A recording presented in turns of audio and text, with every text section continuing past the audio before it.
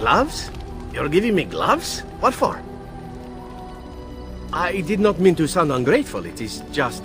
Wait, these are Dalish, are they not? My mother was Dalish, and had a pair very similar to these. The leather was less thick, and it had more embroidery, but these are very close, and quite handsome. Still, I appreciate the fact that you even thought of me. No one has simply given me a gift before. Thank you.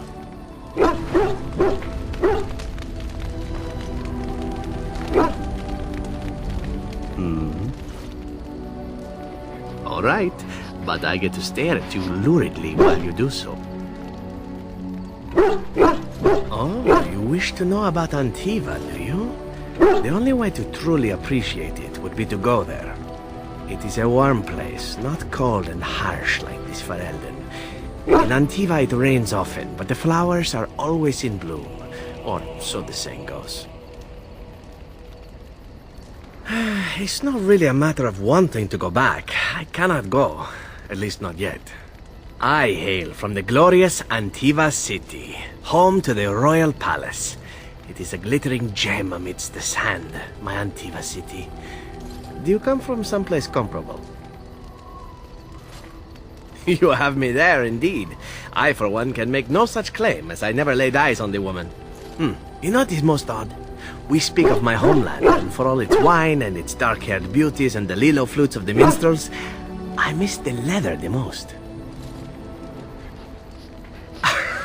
It may as well be, but not this once, no.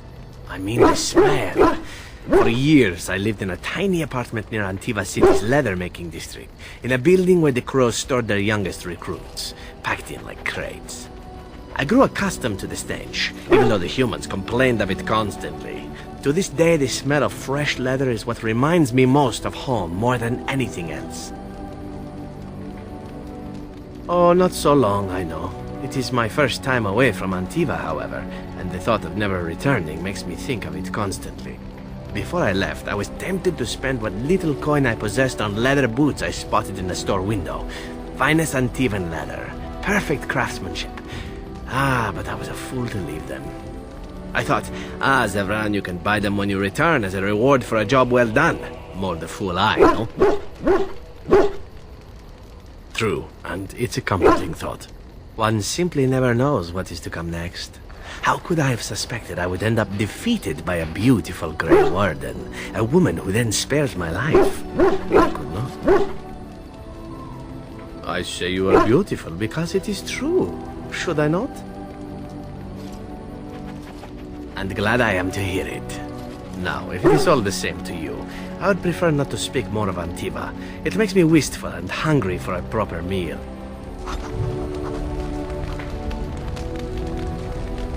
I've a question, if I may. Well, here's the thing. I swore an oath to serve you, yes? And I understand the quest you're on, and this is all very fine and well. My question pertains to what you intend to do with me once this business is over with, as a point of curiosity. Of course it is afterwards. The ravishing part is a given. One simply assumes that once your Grey Warden business is finished, you would have no need of an assassin to follow you about. Am I wrong? Oh, not more than friends? So would I should think. It is good to know what my options might be, but that is for another time. For now, we have much to do, yes?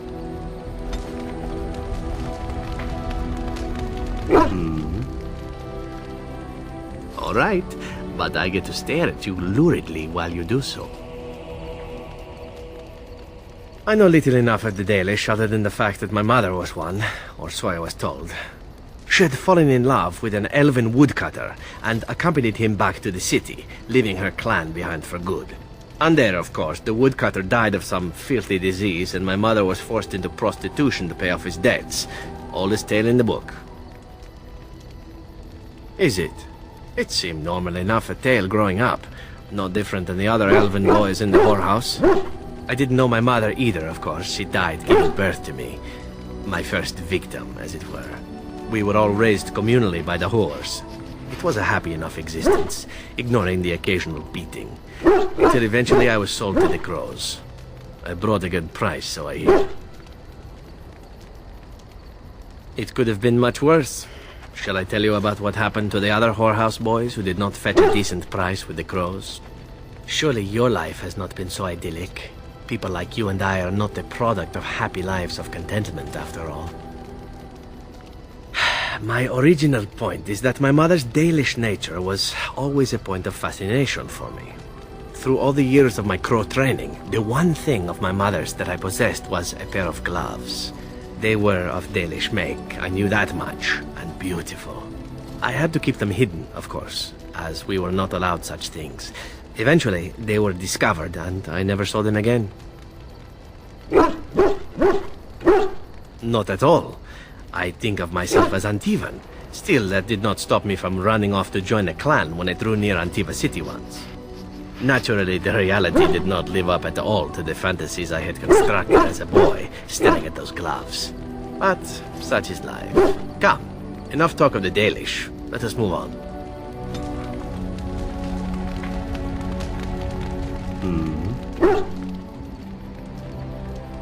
All right, but I get to stare at you luridly while you do so. And why not? There are many things to enjoy about being a crow in Antiva. You are respected, you are feared, the authorities go out of their way to overlook your trespasses, even the rewards are nothing to turn your nose up at. As for the killing part, well, some people simply need assassinating. Or do you disagree? I often find myself the instrument of fate, ending these lives for one necessity or another. I console myself with the notion that most of them had it coming.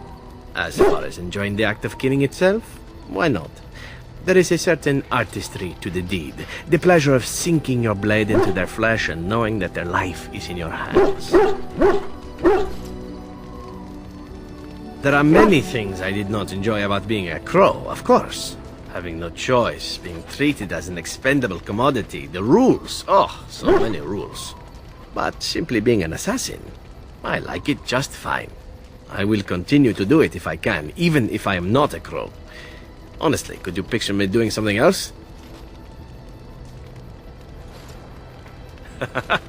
I mean professionally. Or maybe you mean professionally as well.